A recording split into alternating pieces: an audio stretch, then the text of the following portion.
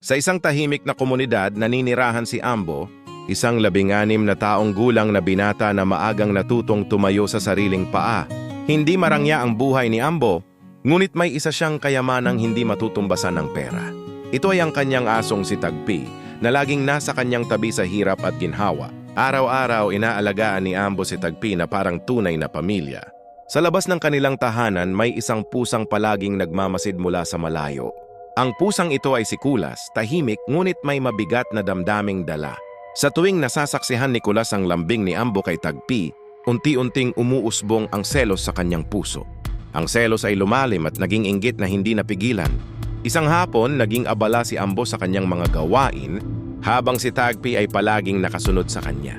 Sa isang hindi inaasahang sandali, kumilos si Kulas dala ng bugso ng selos. Sa gitna ng kaguluhan, nawalan ng balanse si Ambo at napahamak. Sa isang iglap, ang lakas at sigla ay napalitan ng sakit at pangamba. Nanatiling nasa tabi ni Ambo si Tagpi, hindi siya iniwan kahit sa sandaling iyon. Samantala, si Kulas ay napaatras. Tila unti-unting napagtanto ang bigat ng kanyang nagawa.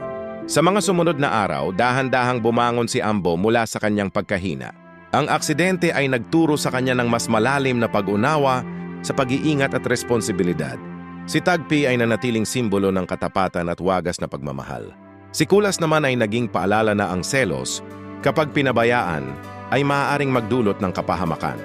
Natutuhan ni Ambo na ang tunay na lakas ay nagmumula sa pasensya at pag-unawa, at sa kanyang paglalakbay, pinili niyang magpatuloy sa buhay ng may mas bukas na puso at mas matatag na pag-asa.